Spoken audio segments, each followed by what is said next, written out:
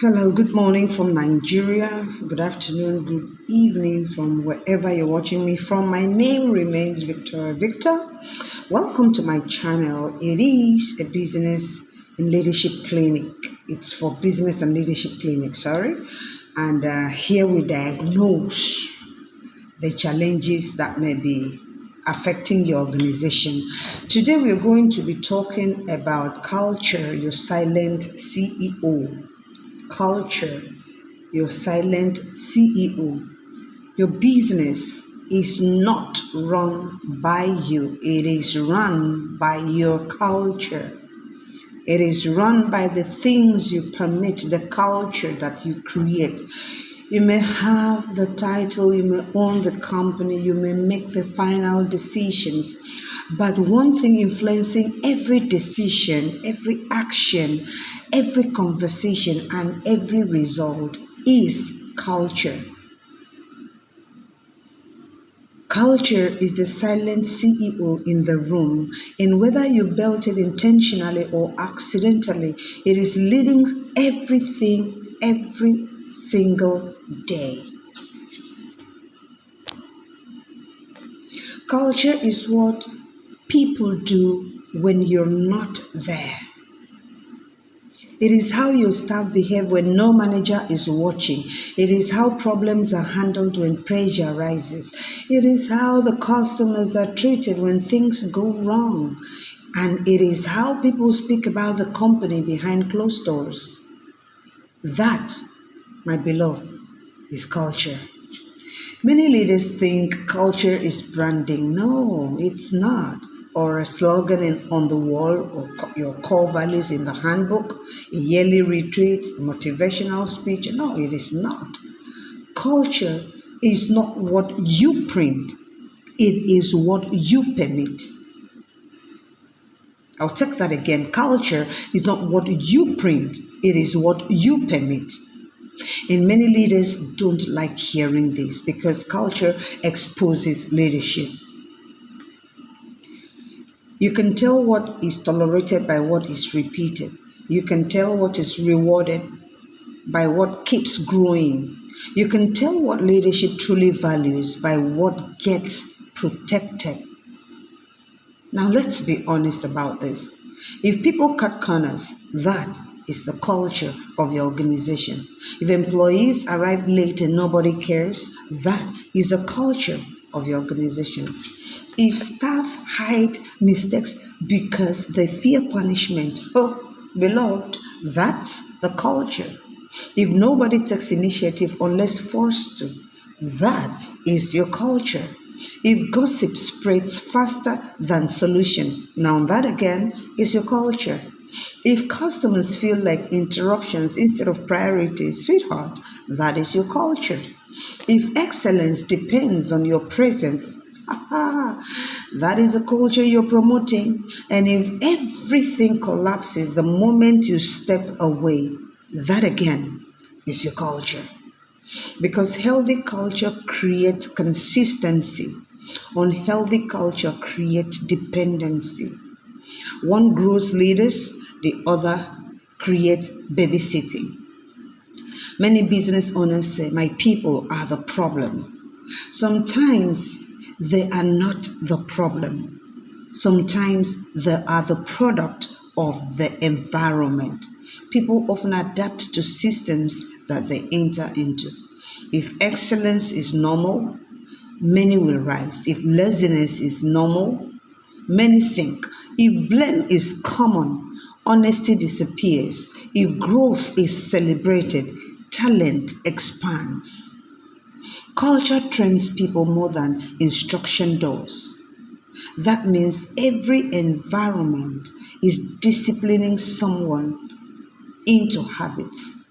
Your workplace is the teaching ground every day, even in silence. What does silence teach? If wrong behavior goes unchecked, silence teaches permission. If hard work goes unnoticed, silence teaches effort doesn't matter. If dishonesty is ignored, silence teaches integrity is optional. If leaders preach one thing but live another, silence teaches hypocrisy. Culture is always teaching something. The only question is, what lesson is being learned? In Matthew 7, verse 16, Jesus said, by their fruits you will recognize them. You cannot plant mango and want to reap orange. You cannot plant avocado and want to reap guava. That principle applies in leadership also. Fruit reveals its root. Result reveals the system. Outcomes reveal culture. You may want to judge your business by your intention, but reality judges by the fruit. Are customers loyal? Are your employees growing? Are your standards improving? Is trust increasing? Is excellence sustainable? That fruit came from somewhere. And if the fruit is bitter, you don't paint the fruit, you examine the root. Your results are fruit. Your culture is the root.